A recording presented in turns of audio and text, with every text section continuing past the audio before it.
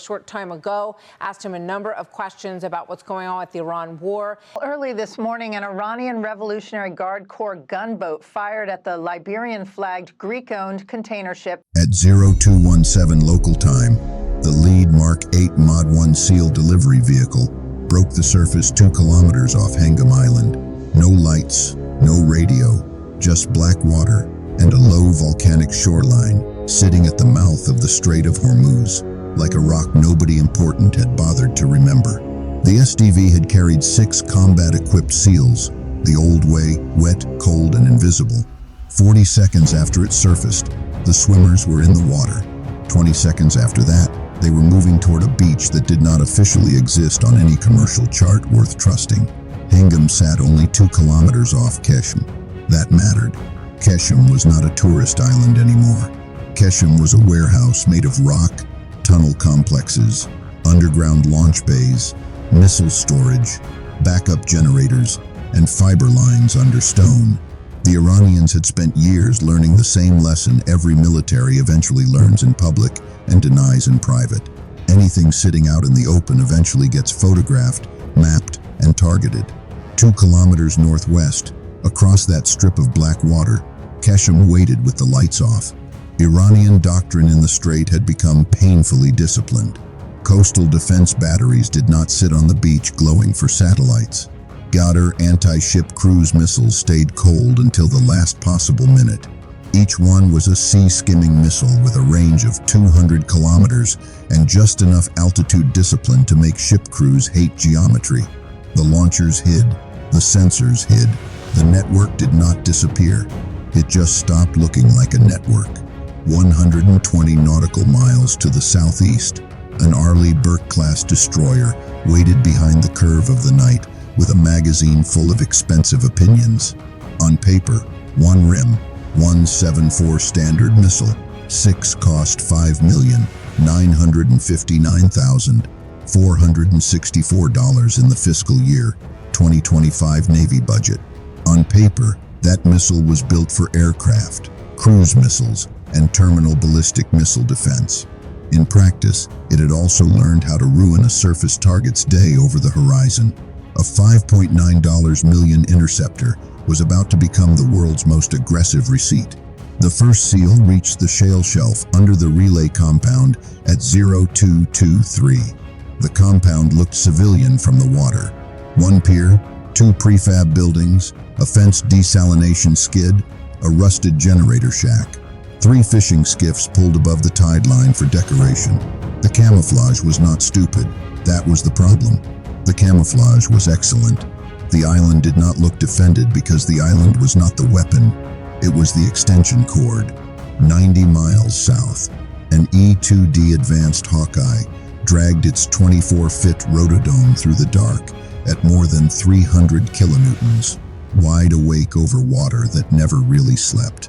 The Hawkeye was $80 million worth of airborne battle management, the fleet's eye in the sky, a flying radar dish designed to take chaos and turn it into track numbers.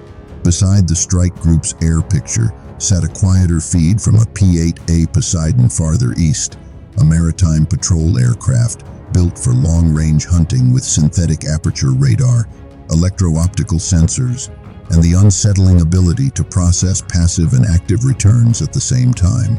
1 aircraft watched the sky, 1 read the water and the coast. Together, they were less a patrol than an audit. The team leader touched the fence, cut, moved. The second man planted the first charge beneath the generator housing. Not a big charge, not movie explosives, just enough to tear the housing, trip backup systems, and make people deeper in the network ask why their heartbeat had changed.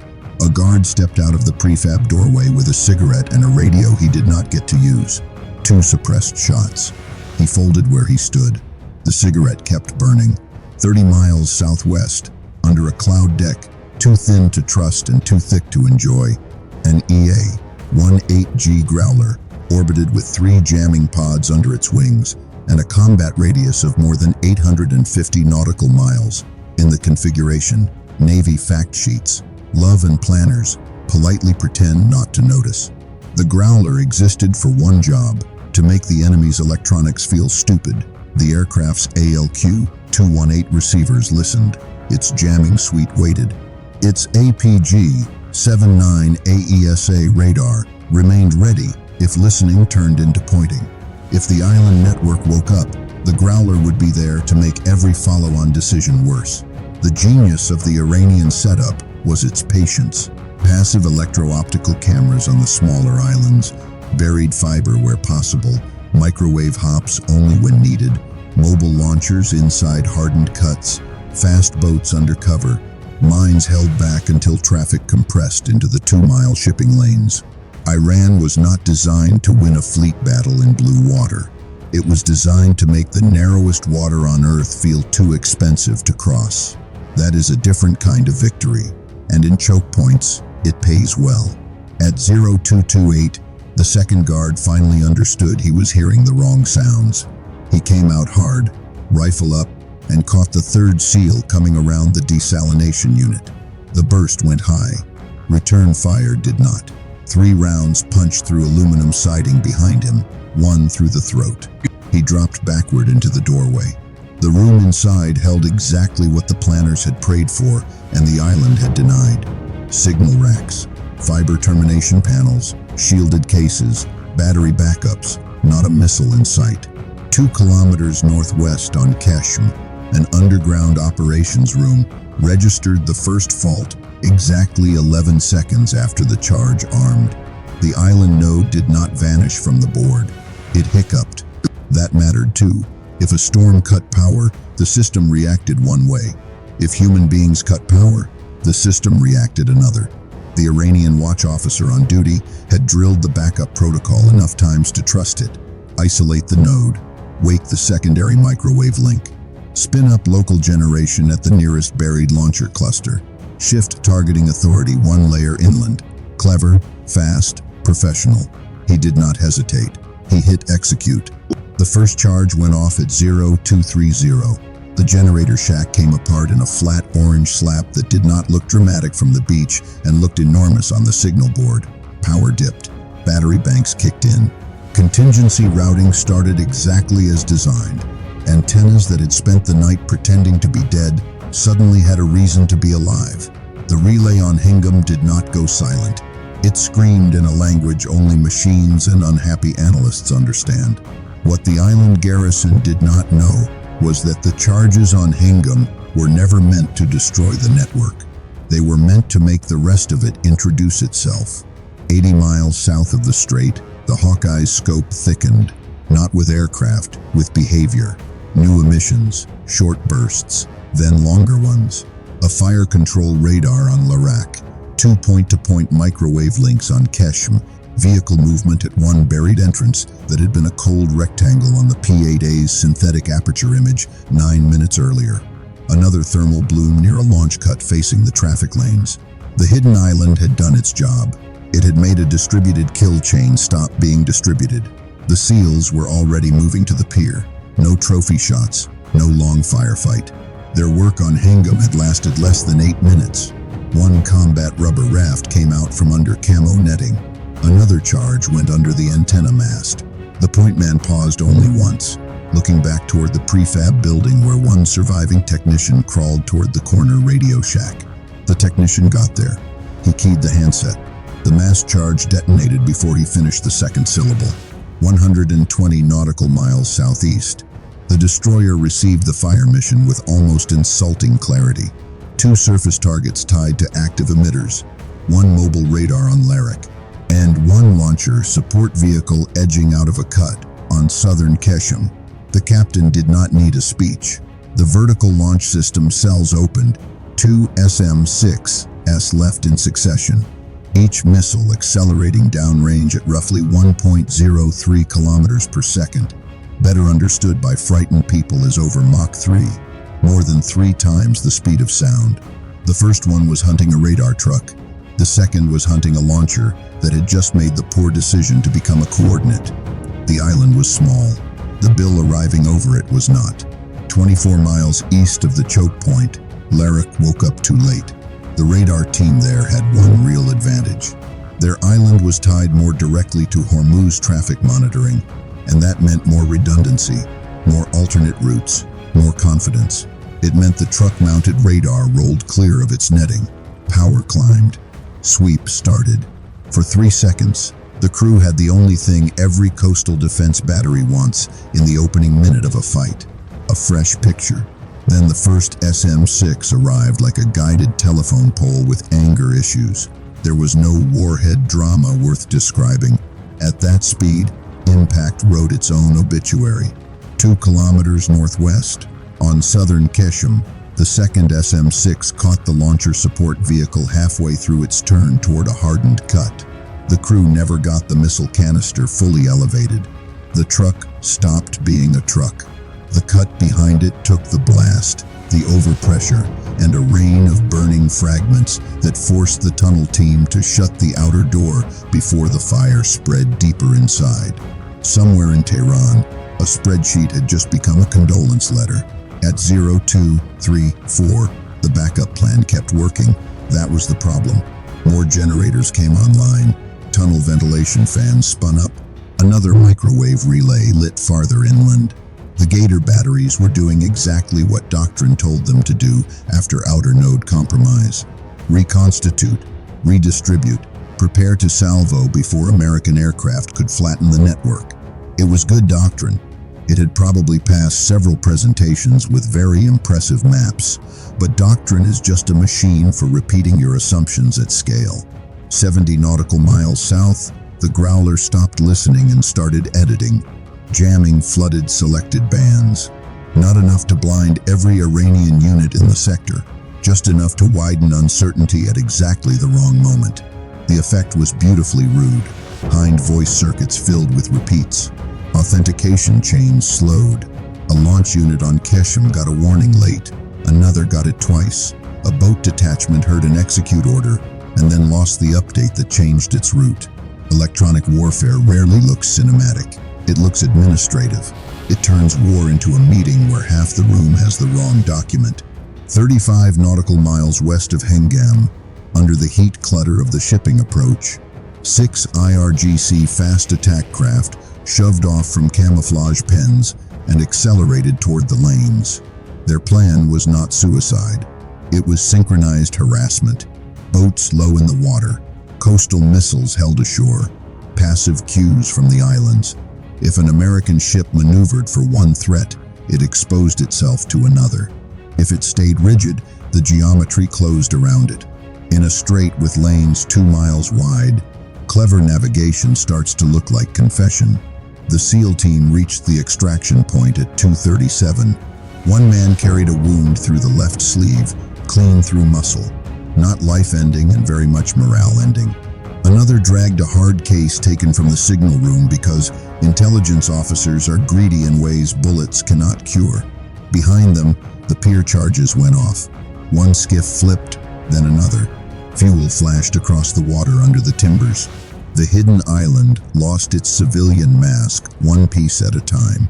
2 kilometers northwest, Qeshm tried to fire anyway. A launcher crew got one cotter pin out before the jamming and blast effects upstream collapsed their shot sequence. The missile left its trail clean, dropped to sea-skimming profile, and headed for coordinates that had been valid before the Americans started tearing pages out of the script. That was the losing side's genius moment.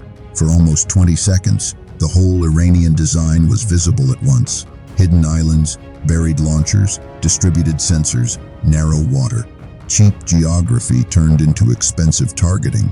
If the timing had held, a ship in the lane would have had a very long night.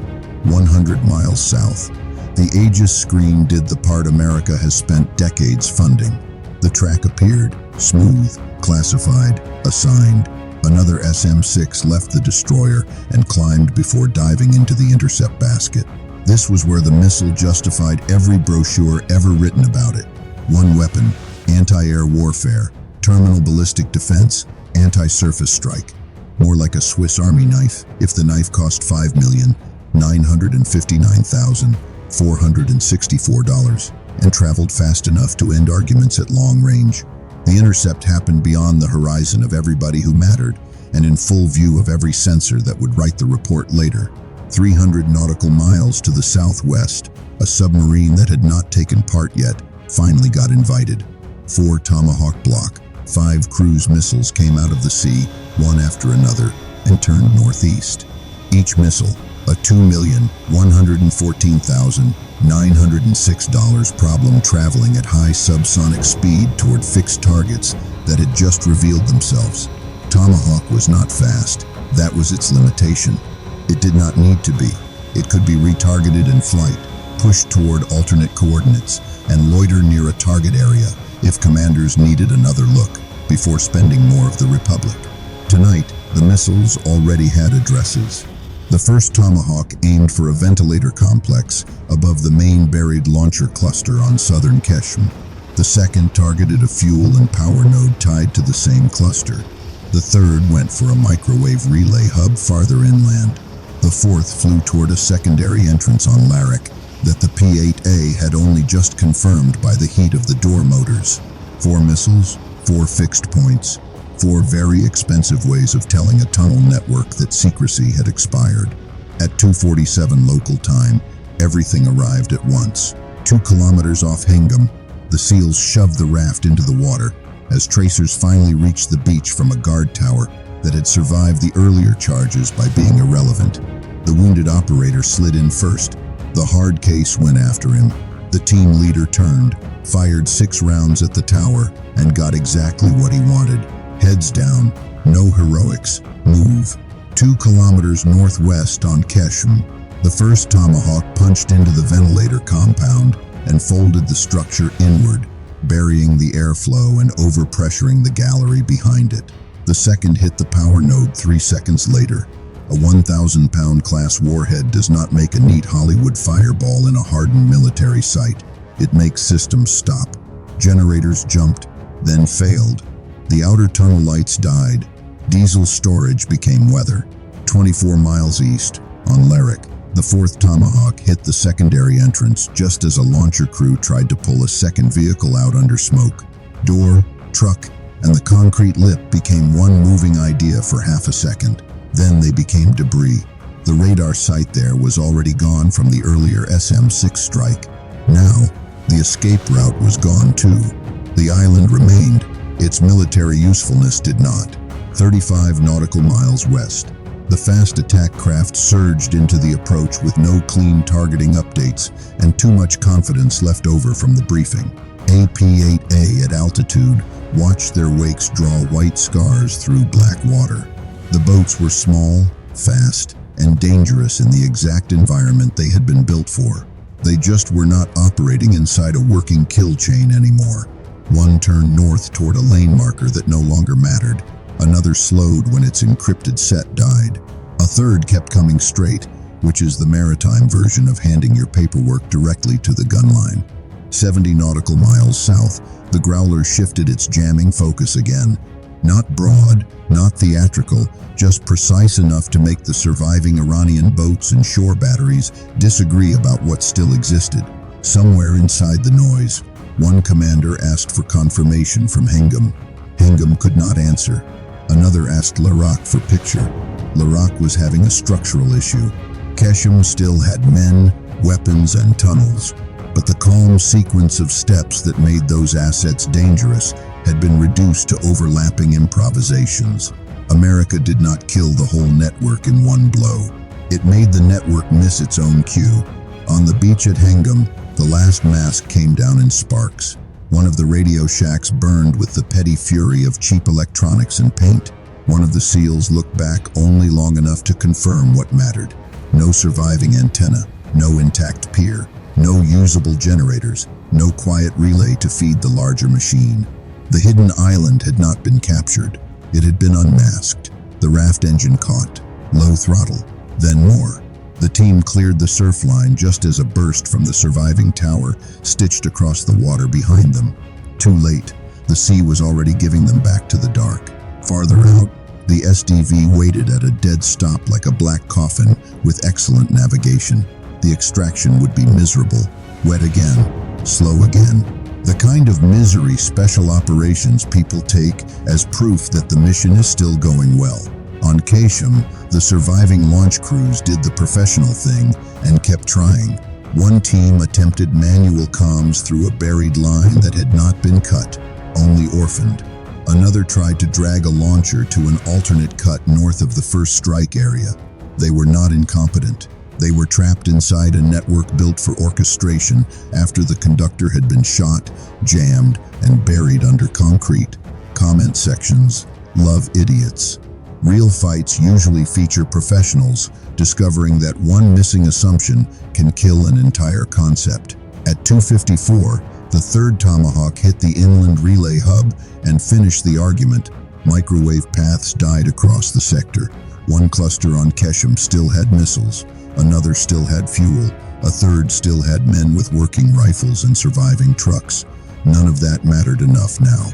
The little islands had gone from a layered denial architecture to isolated pockets of armed frustration. The military pieces had not all been physically destroyed. They had become unable to do the thing they existed to do at the speed the strait demanded. 120 nautical miles southeast, the destroyer's Combat Information Center watched the board simplify. Emissions dropped.